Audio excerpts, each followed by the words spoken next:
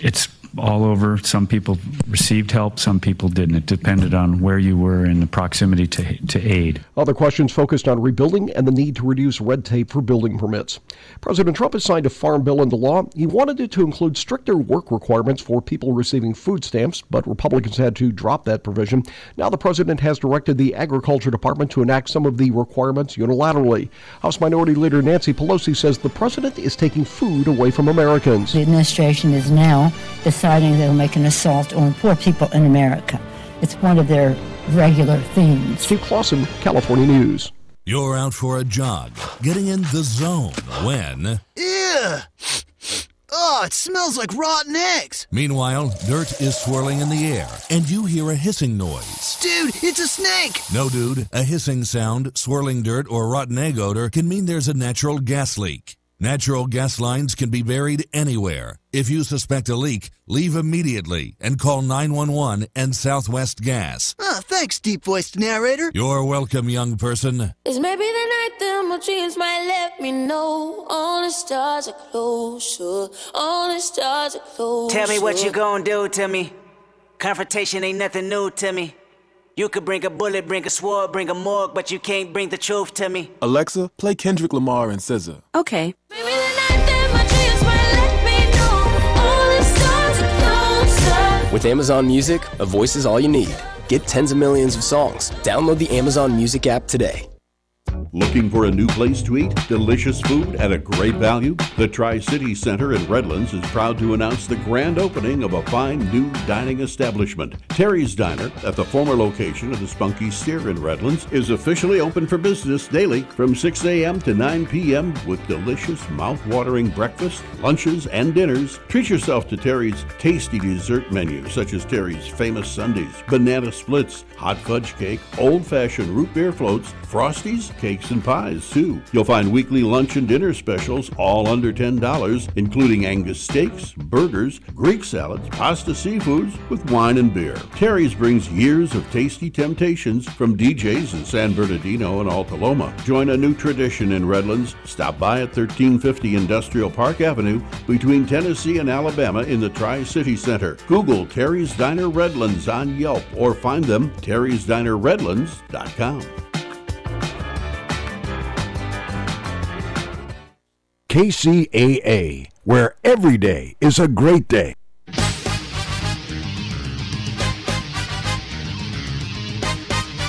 And now, ladies and gentlemen, it's time for the greatest real estate investment show ever. Here's the flip-flop investor himself, Todd Bayer. Hey everyone, how we doing out there today? This is the Flip-Flop Investor Show, and I am your host, Todd Bayer, the Flip-Flop Investor himself. For those of you that don't know, we get together every single week. We talk about real estate investing here in the Inland Empire, and actually we talk about real estate investing all over the place. So we just happen to be doing the show here from beautiful Redlands, California. So I like to bring on a special expert every single week and talk to them about what they do in real estate to give you a better idea of things you could do in real estate to invest on your own. Today, we have Travis Rasmussen in the studio. How you doing today, Travis? Thank you so much for having me. I'm doing good. I guess I should have turned on his microphone. Yeah. How you doing today, Travis? I'm doing great, guys, now that you can hear me. Yeah, there you go. There you are. Hi. Great to hear your voice and not just see you. For those of you watching on YouTube right now, you can see us live on YouTube. If you go to the KCAA radio channel, that is, you can see us live. It's, very, very amazing. Yeah, you'll be more impressed. I guarantee it. It's exciting, let me tell you. Very exciting, yeah. So, Travis, what do you do in real estate? Well, what I do in real estate is I do a lot of Airbnbs. Mm-hmm. My wife and I currently have 2 Airbnbs, and we have a third one that we co-host, basically manage, but we co-host that one. And we also have a couple other investments. We have a 7-unit out in Desert Hot Springs. Okay. And we're just trying to build that empire. Okay, very cool, very cool. The Airbnb, I mean, I'm sure most people have heard of Airbnb at this point. It's not a foreign concept, Nope. I mean, there was a while there where nobody ever heard of a short-term rental. Yeah, what are those? So that's what Airbnb is. It's a short-term rental platform where people can, rent a space that you own or control for a short period of time, be it a day, a week, whatever. Exactly. So when you do your rentals, like you said, you have a couple out in Florida. Yep. Those properties are primarily aimed towards who? So for short-term rentals, the ones in Florida primarily, when we were looking at different areas, we wanted an area for us that had a lot of consistent traffic. And so with that, in Florida, you definitely have lots of places where families are going. Right. So when we were looking at properties out there, we actually purposely targeted towards families traveling together. Okay. So like for our properties out there, they actually have 2 masters. You know, Okay. people are going on vacations. They usually, you know, for expensive vacations, are sharing that cost. They're going with, you know, other family members, Right. other friends. So for both the townhouses we have out there, they're actually 4 bedrooms, 2 masters, and that way, when people go on vacation, they're able to save a lot of money by just combining those expenses and getting an Airbnb instead of just paying for a hotel. That makes sense. You know, and actually when I travel, a lot of times I'm going with my wife, my kids, and my in-laws. Like we usually go on vacations together. Exactly. And so, you know, we actually went to the what's it called? The Great Wolf Lodge. Have you been to this place out in Anaheim? I have not, but I've heard of it. Okay, so it's like an indoor water park, and you know they have family style rooms. Like they've obviously thought this through a little bit, and you know they have like multi bedroom suites and stuff like that. So we had like a 2-bedroom suite, but a lot of places you go, you know, you get like the 2 queen bed option. That's about the best you're going to get. Exactly. If you go to a hotel, that is. And especially for like families when, you know, they have to get another room for their kids. You know, man, I can't believe as a parent, you know, I got twins on the way, having to pay for a whole nother room just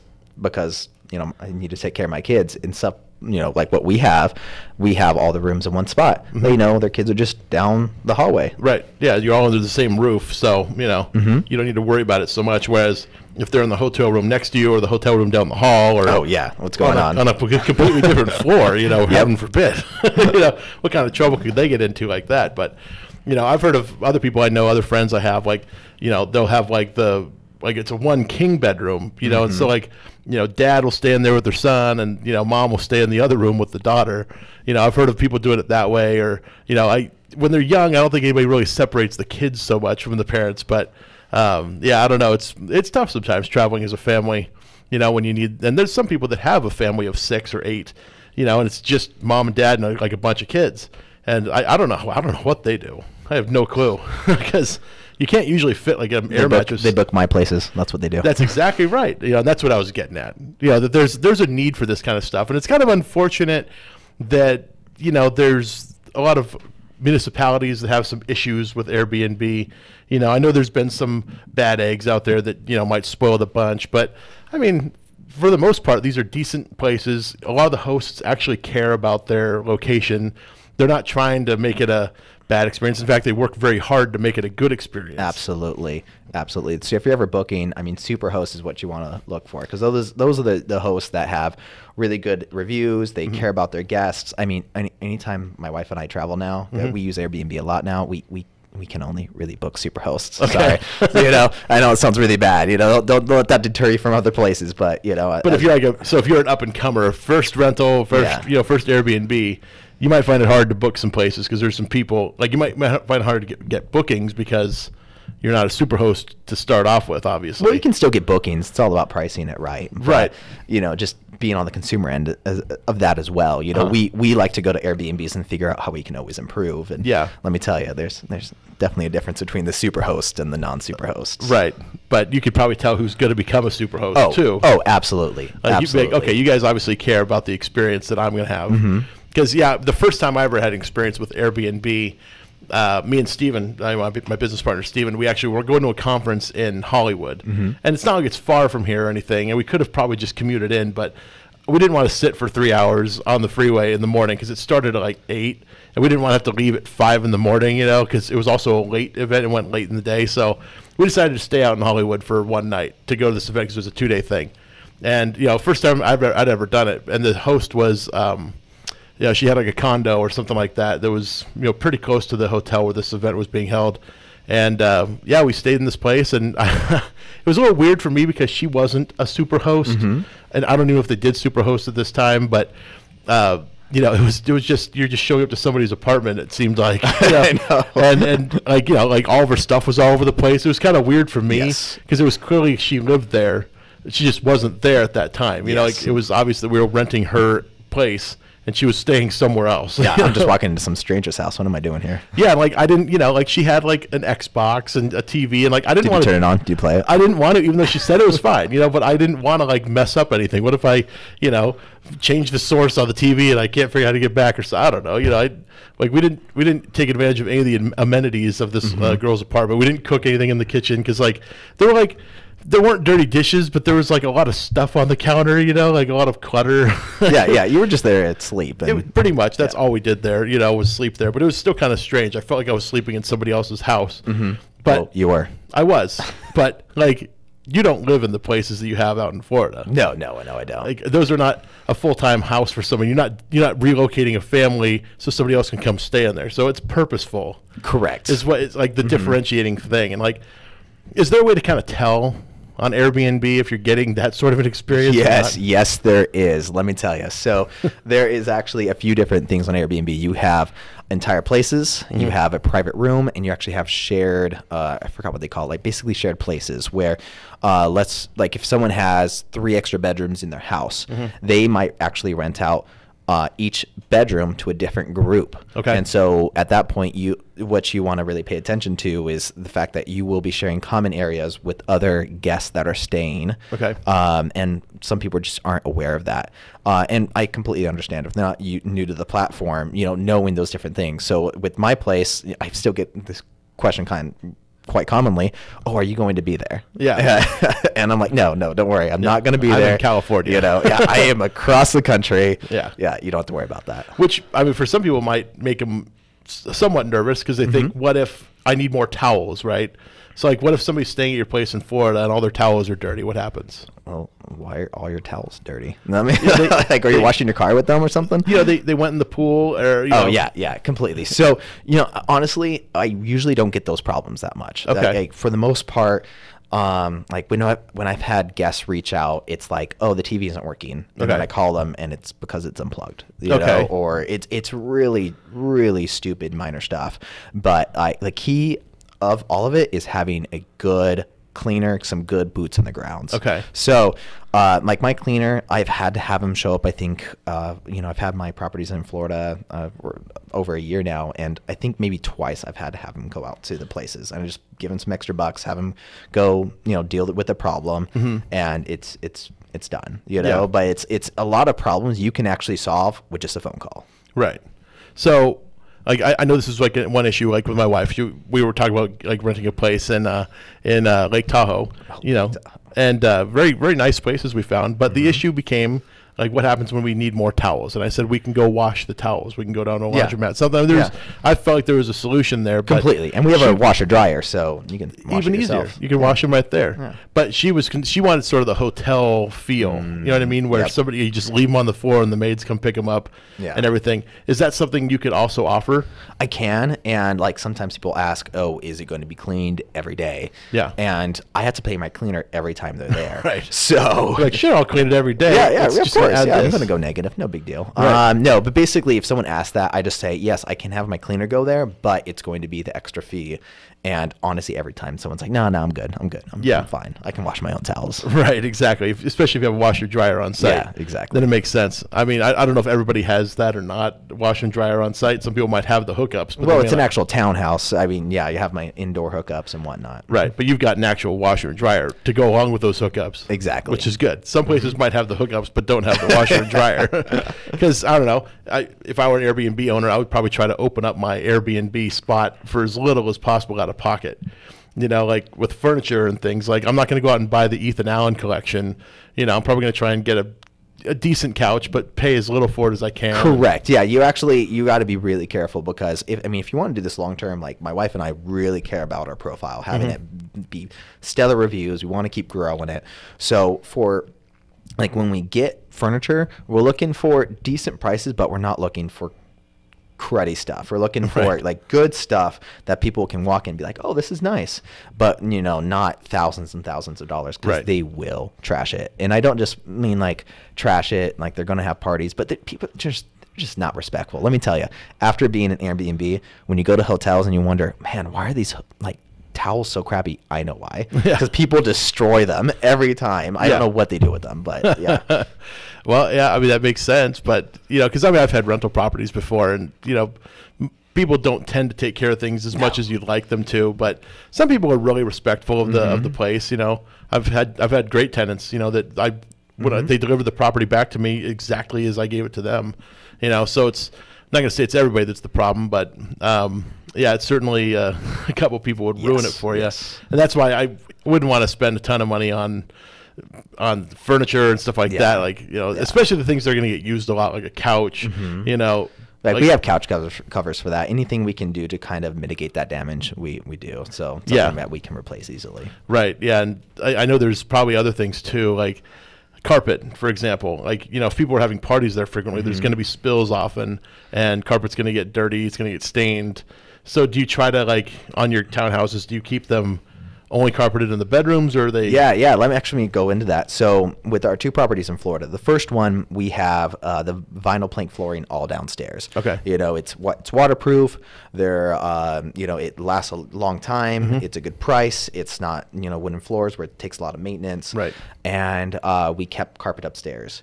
And like after, couple months, people, even though we tell people to take off their shoes, well, they don't. So we keep having to pay for carpet cleaners to go in there. So as soon as we got the second property, immediately, we just spent the extra money up front and did vinyl planking throughout the whole place, and that way we don't need to worry about it. It's going to save us more money in the long run.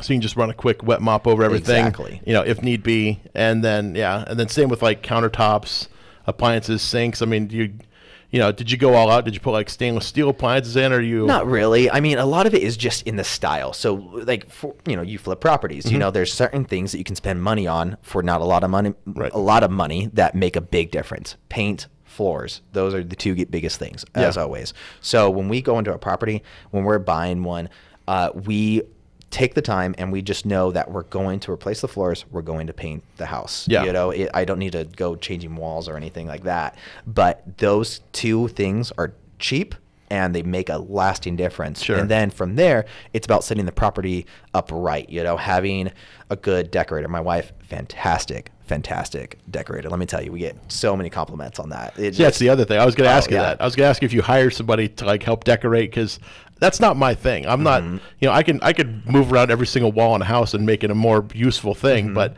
what I can't do is then tell you where to put the, the little bowl with the glass beads in it. No, near the cut. Those little wicker balls that they put, I don't understand it. No, I can run the numbers. I can tell you where to buy and why it's a good buy, etc. But let me tell you, when it comes to decorating, my wife, whatever she says, I just go with. Okay, all right, babe. Now, do you have like an inventory in the house of like every single tchotchke that's in the home, like every candle? Like, do you have an itemized list somewhere? No, not that bad. I mean, people, like, when they take stuff, it's usually just stupid stuff. So, for example, the very first guest we had stay in Florida, we learned a lot from this, because we first started out with our own house, and I can go into that later. But from there, we thought, oh yeah, people are pretty good. No, they're not. Yeah. So we have the first guests that were there. We laid out like all the extra amenities. Like for the bathrooms, we had toilet paper, but we put all the extra toilet paper underneath the sink. We had like all the extra K-cup coffees, all on the counter. We had all the Tide Pods in the laundry room. Okay. First guest came in, all of it was gone. Really? Took all your Tide Pods? Took all of it. Took all the toilet paper, took all the paper towels. That was during that Tide Pod challenge. Maybe they were, that's what they were doing. They were just filming for YouTube. Exactly. Had to have been. I'll have to find it somewhere on YouTube. It'll be up there. Yeah, I guarantee it. No, that's my place. Yeah. Hey, wait a minute. There's my Tide Pods. Yeah. You should get free advertising. I should. If they, I should. Yeah, but no. So everything, K-cups, they took everything, like all the disposable stuff. All the amenities. I'm just like, are you serious? Like, okay, so if I go to a hotel, like there's like the little shampoos and stuff. Like I've known people that have like kept those and taken them, but like I don't care that much. Yeah. So pretty much now, when someone books, we ration it out essentially. We give enough for the stay, but if you need a lot extra, that's on you. So for example, we have like 1 or 2 extra toilet papers underneath each sink. We have, you know, however many guests are there, you know, we times that by how many days, and we have that many K-cups. Right. So it's basically rationed out to your stay because, well, we would like to trust people. We can't. Yeah. So, but at least it's stuff like that. They're not taking the little fire engine, you know, model you have up on the bookshelf or exactly. something. And honestly, like one thing we're able to do is have cameras outside the property.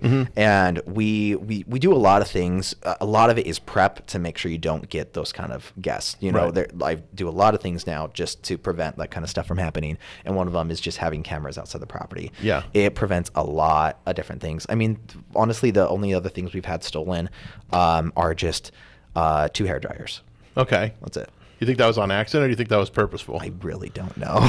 Well, I mean, you know who was staying there. Do you ever call these people and say, "Hey, where's my hair dryer?" Well, for both of those, it was like my cleaner called me and he said, I don't know if this was this day or like 2 days ago. Okay. You know, because he's usually really good at all that. But I mean, it's something I can understand him missing. He may have forgot to look in the exactly. Yeah, that's why I was kind of getting at the itemized list. Like if he knew every single thing, because I know like if you ever stay in a timeshare. You know, like inside the cabinet, you know, it'll like say like, you know, 8 plates, 8 dinner plates, you know, 8 salad plates. It'll say like what needs to be in there. Because if you leave the timeshare and some of those things are not in there, they're going to charge you for them after you. Oh yeah, and it's so hard because you want the guests to have a good experience.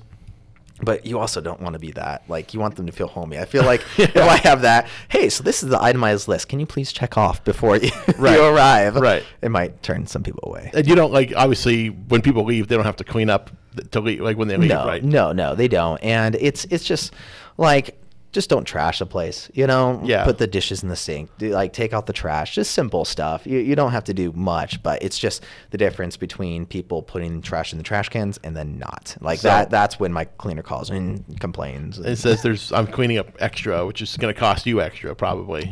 Thankfully, no. You know? Yeah, okay. Usually if something's really bad.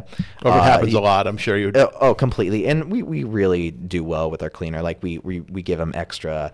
some like extra payouts sometimes. We give him gifts, obviously, for Christmas. You know, we do a lot of that because we want to make sure he's happy. That's very important for anybody looking at Airbnbs. You have to have a good cleaner. They have to be like family to you. And if they're not, you're not going to do well.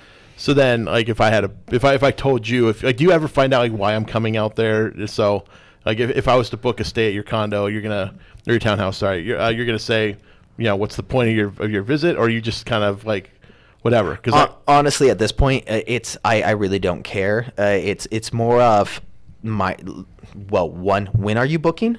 And 2, where are you coming from? Okay. Those are the 2 things I care about. Now, mind you, I can't discriminate on where someone's coming from. But if someone's booking as a host, if someone is booking my place and they live like within 10, 15 minutes of my place, I am deathly afraid of that guest. Okay. Because there's a reason they're booking my place, even though they already live there. And there's a good chance that it's a party. They want to party. They want to just trash it. Yeah. And that's the same thing for same-day bookings. I don't allow same-day bookings because, again, the chances of like people having a party at your place is significantly raised, or even the day before. I might actually even not allow someone to book up to 2 days beforehand. Okay. You know, just because it avoids that type of clientele. Yeah, because if I wanted to throw a bachelor party there or something, you know, like.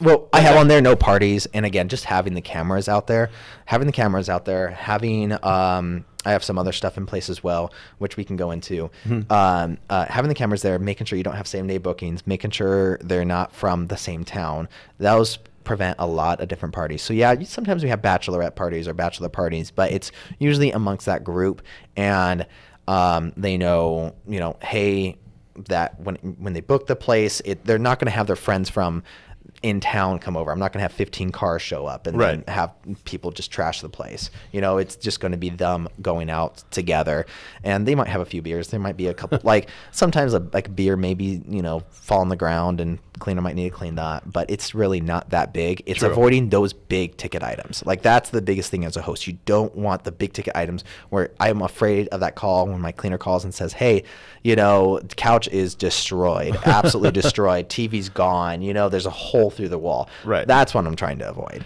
And so for that, but that doesn't like Airbnb have some kind of insurance coverage? They do. It's really difficult to actually get them to pay out. Okay. It's super difficult. So, for example, one thing I do as well, again, a lot of this is prevention, helping prevent these things from happening.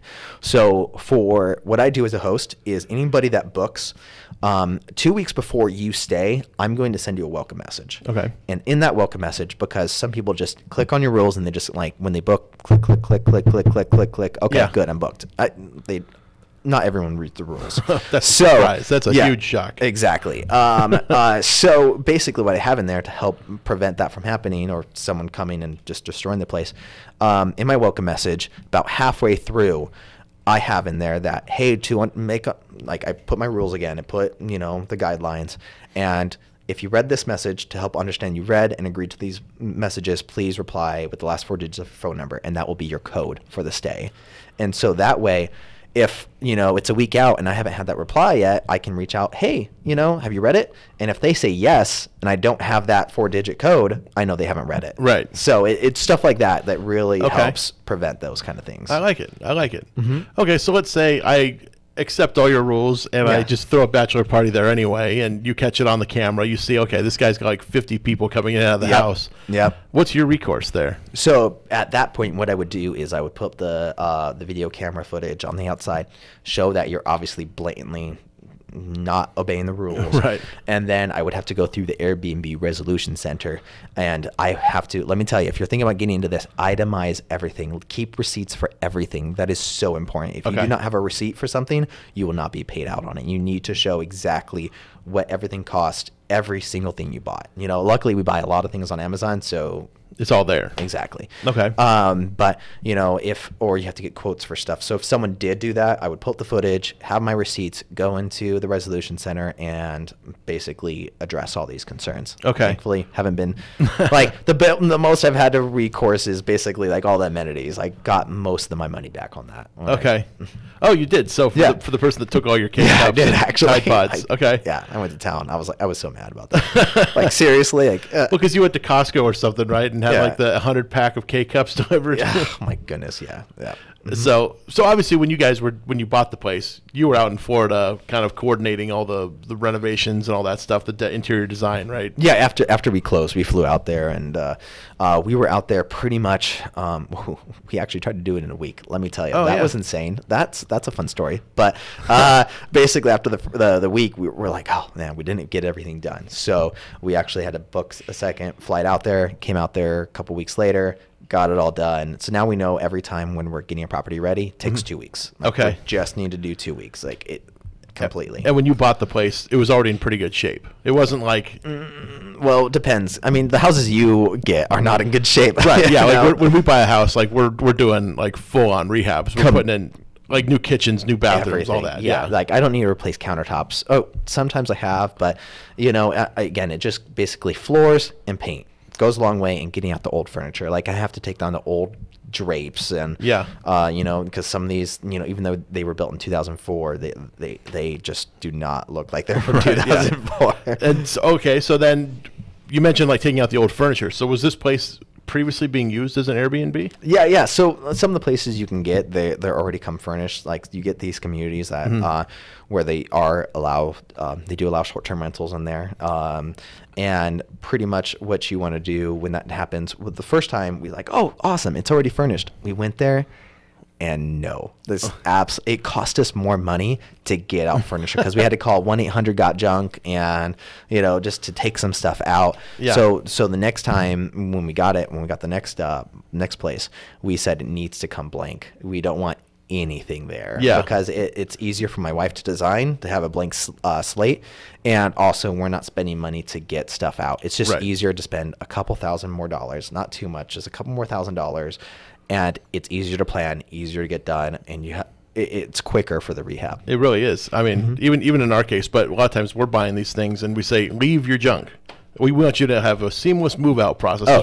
We want the people out. Yeah, exactly. Because sometimes the people become a problem for us when we're flipping a house. We're like, they want to stay after we've bought it. And this place looks great. Yeah. You've done some great stuff with the... Oh, it's before we even do that stuff. Yeah. It's still when the house has, a big hole in the roof and all this other stuff, but they still want to live there because they haven't, sometimes these people are fairly lazy and they don't want to go out and actually find the next place they're going to move to after this one closes escrow. Yeah. Or it's a family member that they're not even really renting it to. It's, there's a lot of weird, funny stories there. But so, yeah, in your case, you're buying something that's more more turnkey, not necessarily like brand new and fresh, but at least like you're not replacing kitchens, you're not replacing the bathrooms. No, definitely not. Like you're not doing a roof. No, I'm not doing that. I'm only really working the floors there. Like if I have to do something in the bathroom, it's usually replacing like the shower, head. It's small stuff. Yeah, very cosmetic. Yeah, very we're spending about $15,000 in the rehab and then $15,000 in furnishings and extra amenities for the place. So about $30,000 is what it takes to get it to our standards, and then it's golden. Yeah. And then when you go into each bedroom, I mean, you said you had 2 masters. That means you have 2 like regular bedrooms. Are you putting like bunk beds in the regular bedrooms? We could, but we're not. We because when I was first going into the analysis of all this, like you can do some major analysis on terms of like, is it worth it to get 2 extra guests in there? Is it not? And we realize people are going to break the rules and they're going to have a few extra guests. So that's why we allow up to 8. And that way, if someone brings 2 extra guests, whatever. But if we're already saying 10 and they bring 12, it's really pushing the capacity. Yeah. So we don't have bunk beds in there. We just, but we have 2 twins. So out of the 4 bedrooms, 2 of them are the masters, so they have kings, and then the other 2 are 2 twin beds. Okay. And then what about for the exchanging of keys? Somebody books a place with you, and obviously they have to get in somehow. Yeah. How does that work out for you guys? They just knock, and somebody shows up. Mr. Belvedere opens the door for them, and so that's a big thing. When we first started this, before we even bought the properties, we were doing this out of our own home. We had some extra bedrooms, and we wanted to see if this even worked. Okay. So we really just tried to do everything right. And one thing that we did is we got an automatic lock for the front door. And what do you mean by automatic lock? Automatic lock. So, for example, I can't say it right. Sledge, whatever. Slag, whatever. Anyways, so I have that for my front door. Now, if you're not familiar with that, it has a keypad on it. Mm-hmm. So when I go and it's the deadbolt. Yeah, it's a deadbolt. Yeah. So with that deadbolt, I go up to the house and let's pretend my code is 0000. Boom, bum, bum, bum. I get an access. Which it's not. Don't even try that one. Not, no. Come on, guys. That would be ridiculous. 1, 2, 3, 4 space bars. Space balls right there. Right. Exactly. I've got to change my code. Yeah, so for that, and then there's a way, I'm really going into some big details here. But these are the details I like. I'm sure there's somebody out there that's loving the fact that I'm asking this right now. If you're enjoying this nerd stuff, I'll tell you all about it. People are falling asleep at the wheel right now. Unfortunately, we're in the drive time, so there's somebody out there driving their car right now, dozing off. I'm so sorry. Yeah, for you, I apologize. We're going to make a loud noise here in a second to wake you up.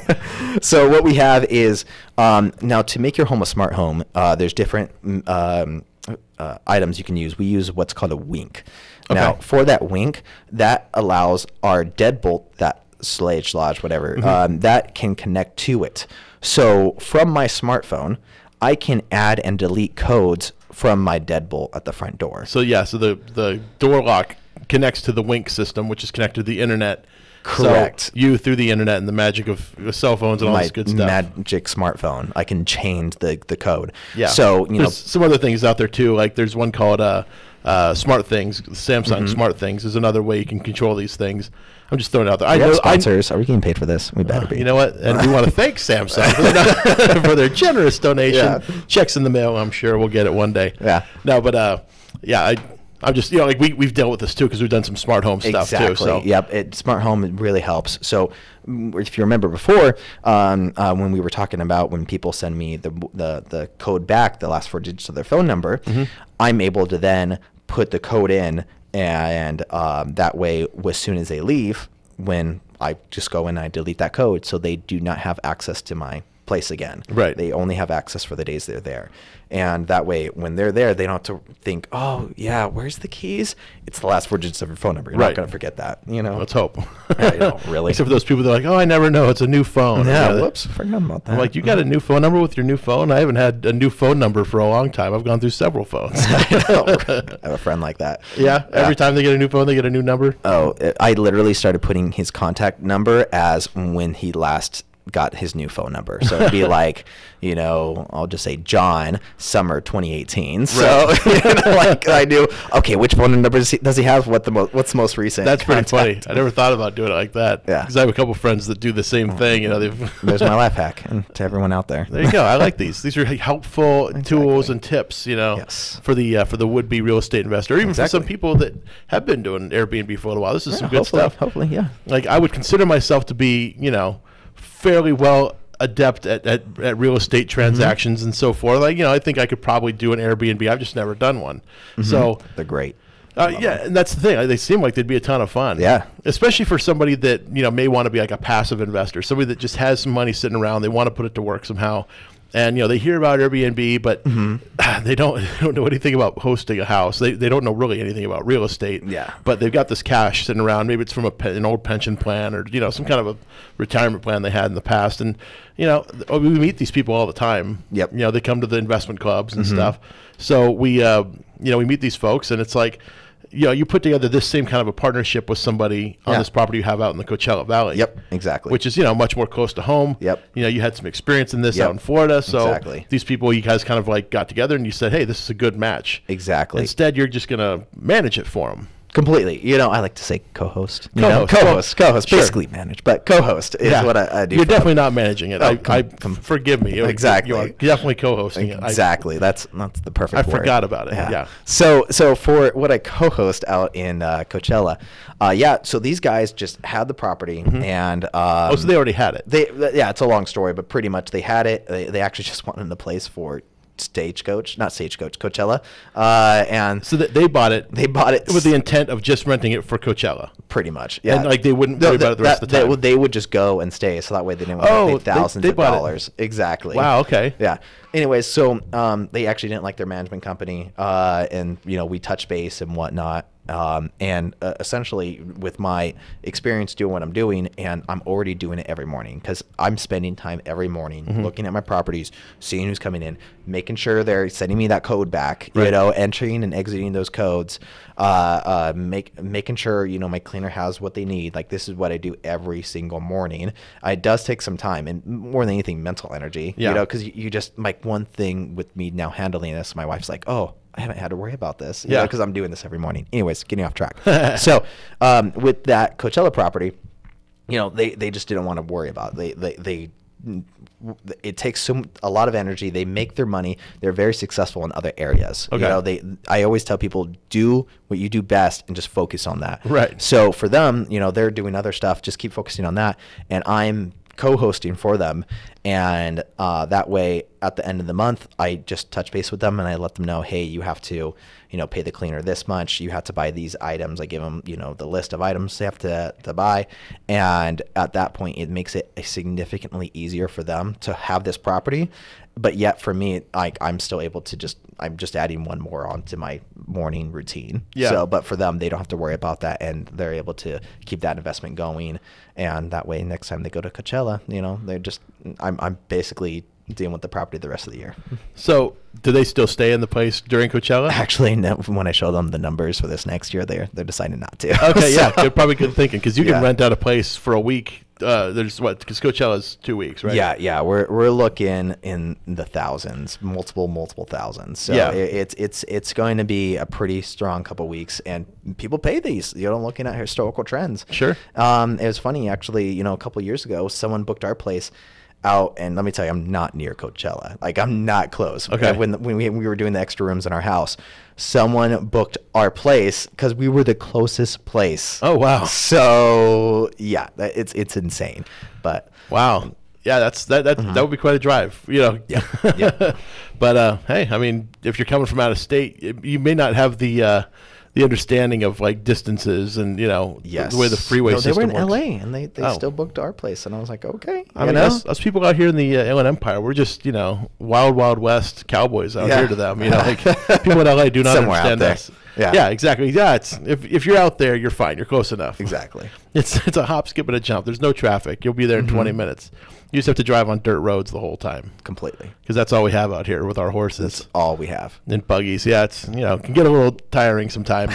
Having to walk everywhere and take horses, especially in our flip flops. Yeah, I know. That's true. We are the Flip Flop Investor Show. Good stuff. So okay, let's take it back. Let's go back a little further. Like when Travis Rasmussen first got into real estate. What got you into the business to begin with? Oh, my goodness. Like, what were you doing before you got into real estate? Oh, what was I doing before I got into real estate? I can't even think back that far. I pretty much was in sales. I started out, after college. I know I don't look like it today, but I used to be a personal trainer. Oh, yeah? Yeah. Like at one of the big gyms or something? Yeah, I was back in the day, long time ago. Yeah. Anyways, and then I transitioned into car sales. And then from there, I just wanted to get into the real estate business. And what made you want to get into real estate, though? So for that actually goes back to my wedding day, when my wife and I, after we went, got married, we went on a honeymoon. During that honeymoon, we were in Cancun for a week, and that week just it was insane because. You have this whole week to yourself where you don't have to go to work. Mm-hmm. You don't have to, you don't have any responsibilities. Your only responsibility is make sure you make it to the buffet in time before it closes. Right, yeah. So that week felt like a month. And I realized time slowed down. Mm-hmm. And once I realized like how time slowed down with not having to worry about that, I was like, we need to make sure we're successful so that way life isn't blowing past us. Because before then, week after week, you wake up and you look at the calendar, you're like, how did a month go by? Mm-hmm. You're timing your months by how much, when your last paycheck is, or, when you have to close another deal. And so for that, we were just like, we need to change. Mm-hmm. We need to change. So at that point, we decided we need to jump into real estate. We need to jump into investing. How I first transitioned into that is I would work for the new home builders. So I am an agent. I'm a realtor. Mm-hmm. So I was working for new home builders for a couple of years. And after, I was doing well in that, we were able to use those funds to get our properties. But in essence, for new home builds, I'm not sure if anyone's looking at doing that. You are Saturday and Sunday is your Monday, Tuesday. Right. So for like a couple of years, just Saturday and Sunday, missing out on birthdays, events, you just feel like your soul's gone. Yeah. Like it's great. Again, it was wonderful working for them, mm-hmm. but Saturday and Sunday, like as an agent, I'm still working on weekends, but like I'm celebrating my family's Christmas on this Sunday. Yeah. And even though it's not Christmas, I'm able to do that. Sure. Which is awesome. That is cool. Yeah. I mean, that's a lot of people get into it because of the time freedom, because of the potential for financial freedom and everything too, and not needing a job, create your own retirement, all that good stuff. Yep. And it's definitely the allure, I think, for a lot of folks. Mm-hmm. But then they get into it for a little bit, and then they realize how difficult it actually is. Exactly. It looks so easy on TV, but there's super easy. There's a lot of things you need to know, and it's education is like the key thing. And it's probably good that you worked for a home builder because learning the sales side, plus you understand, just to get a license in general, you got to take classes. So you learn a lot just from doing that. Mm-hmm. And once you pass the test, you've basically shown the world that you can, understand real estate to the extent you need to, pass that test. But it's good. Like I always tell people, if they want to get into the business as an investor, they should get into the business doing something else first. Like go work for absolutely. Like go be an agent or go work for a title company or an escrow company or do loans, do something. Yeah, honestly, like if I could talk to my 20-year-old self, mm-hmm. I would like this is my recommendation. If any young people are out there, capital is the lifeblood of this business. Yeah. Like everyone will say capital is the lifeblood. Yes, you can get started wholesaling. Yes, there's lots of options to get started in the business doing like pounding the pavement. But capital by far is the king. Yep. And so if you're like 20 and you can get a good job, like I would say find the job where you can make the most amount of money. Okay. for the least amount of work.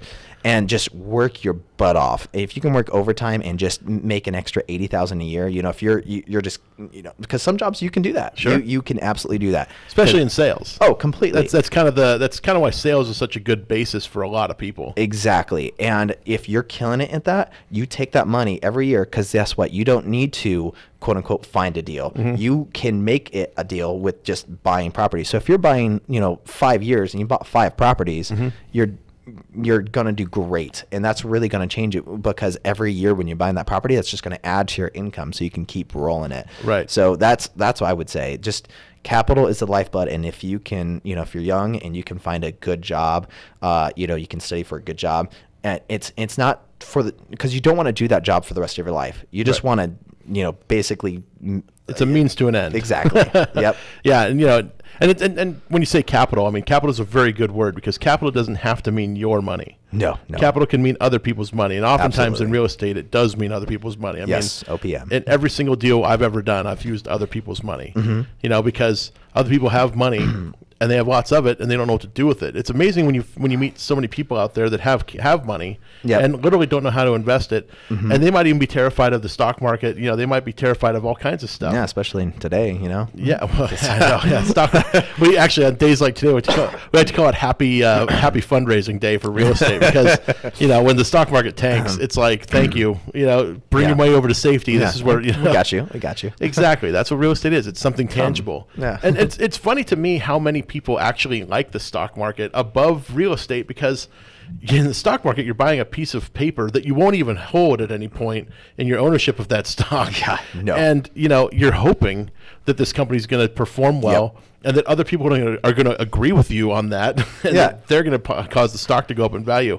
It's like the epitome of thin air. Like you're buying ether. It's, you know, it's literally you're buying that business nothing. can go away tomorrow. It could. I doubt Apple's going anywhere. However, yes, correct. You know, they could make a stupid product. Their next thing they launch could be the dumbest thing in the face of the planet. And but let me tell you, my properties, you know, when I go out in Florida, I can go in that townhouse and I know I'm cash flowing very well, you know, and those people are paying for my mortgage. So 30 years from now, I'm going to have those townhouses paid for, and I was able to, you know, reap the benefits of that during that whole time. Exactly. So that is something that's going to be consistent. Of course, anybody that's buying these properties with a retirement account, they may not be able to use them as a vacation. Completely. Of their own, I don't mean it like that. You know, but like, you can. I'm just. I like to throw the caveats out there.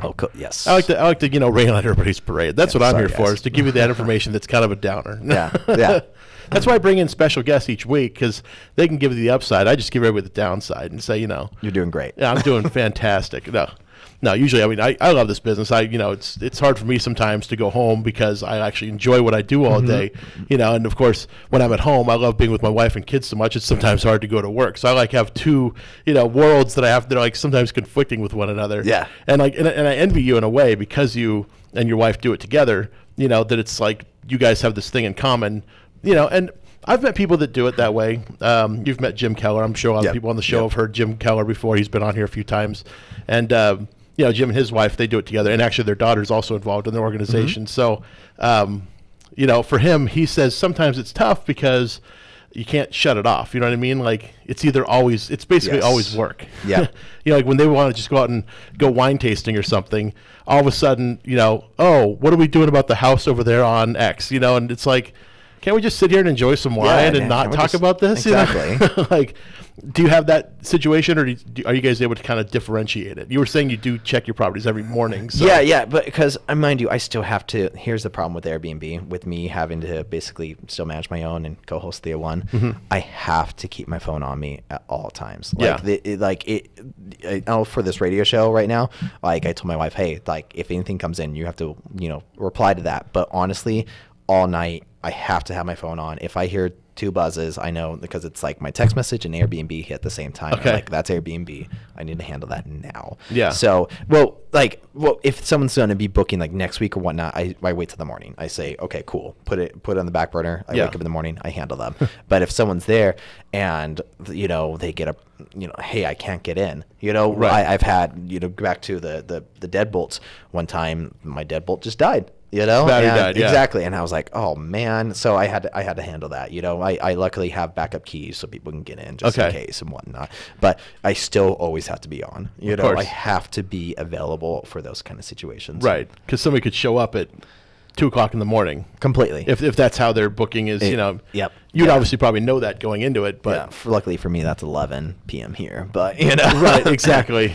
Yeah, that's true. Unless it's the Coachella Valley property. Oh my goodness, that's gonna be fun. Thanks for inviting you. Right. Yeah, exactly. No, but so basically, like you and your wife, you just have an understanding that the phone's got to be on, you know, and that's just a reality because that's your guys' income stream. Exactly. You know, if I'm checking my phone, I'm checking it for business. You know, Right. Sorry guys, and I always have to tell people that in conversations when I feel my phone buzz, and I tell them, I'm so sorry guys, I'm checking my phone not because you know I want to talk to you, but Right. I have to check my phone when it buzzes. Yeah, that's know? your business. Yep. Yeah, it'd be like if you had a liquor store and, you know, if nobody's in there, you can just hang out and talk to your friend that's right there. But if a customer comes in and they want something, you'd be like, hold on, I got to help my customer real fast. Exactly. So it's a business, you know, and you got to run it like that. Mm-hmm. Obviously, you know, there's general business hours, right? But like you said, something could come up in the middle of the night and, you know, it's got to get handled. Got to get handled. Might be a break-in. You know, there could be a lot of other things that could happen in the middle of the night. So, you know, I was going to ask you, and this is going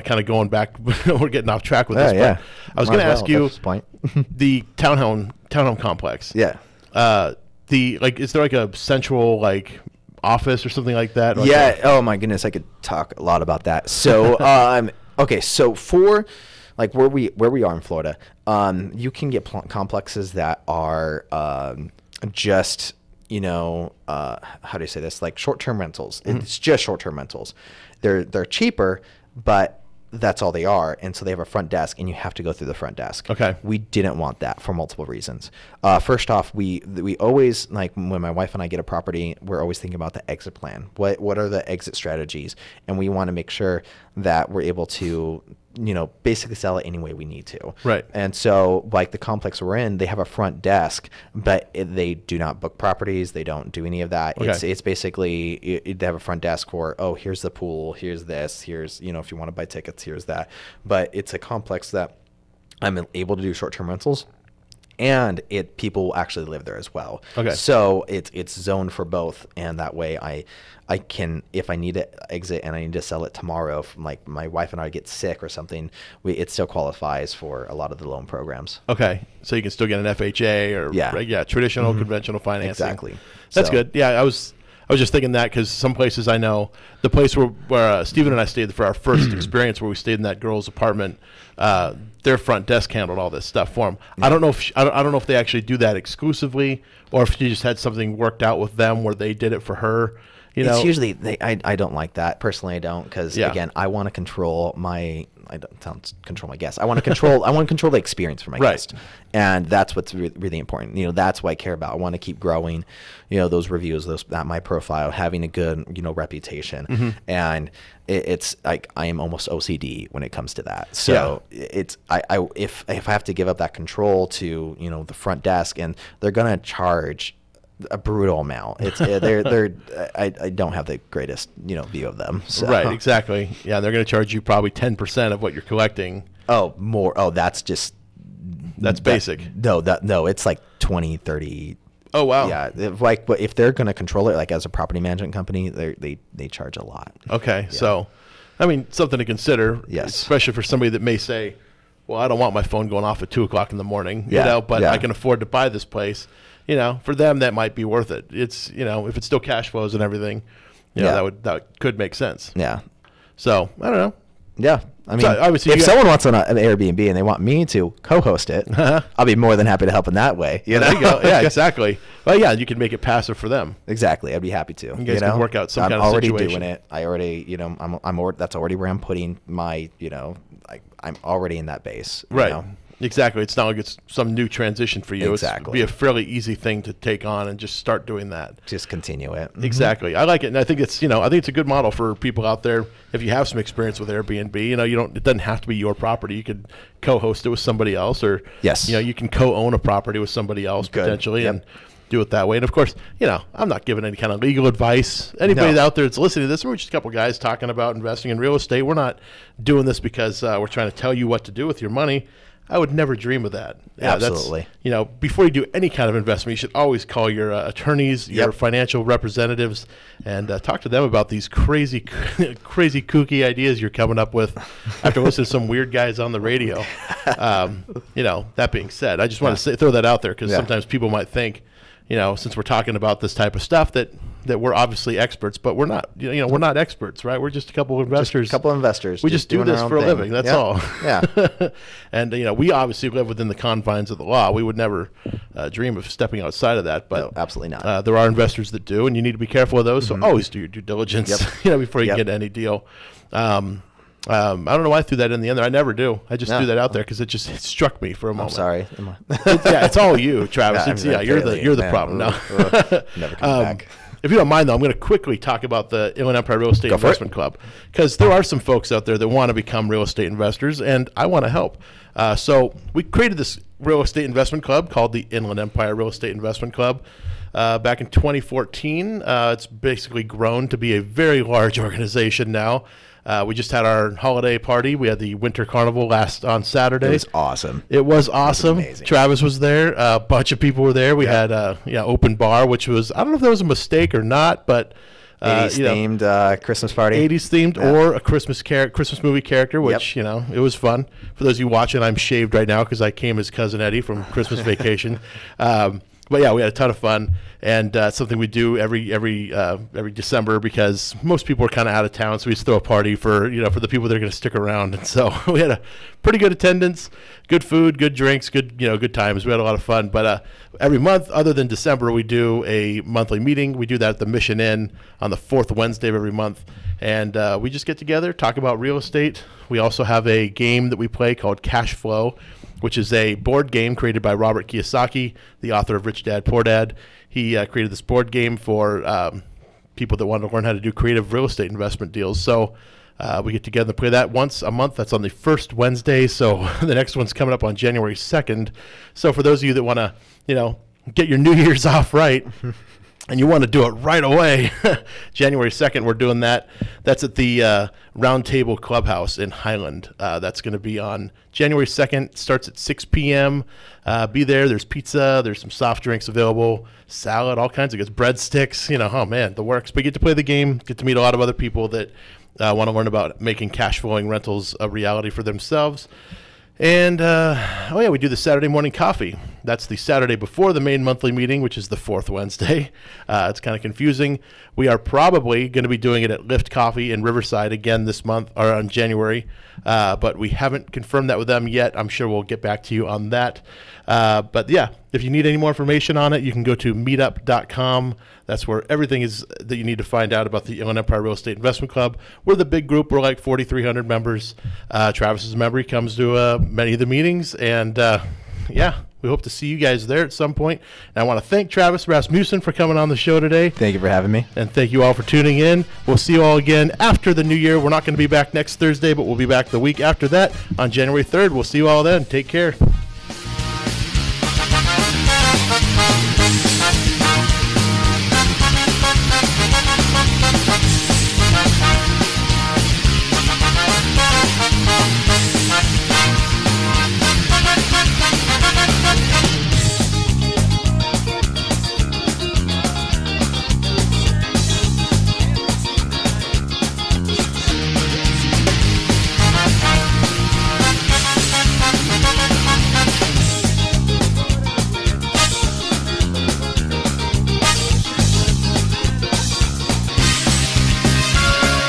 KCAA Loma Linda, 1050 AM, 106.5.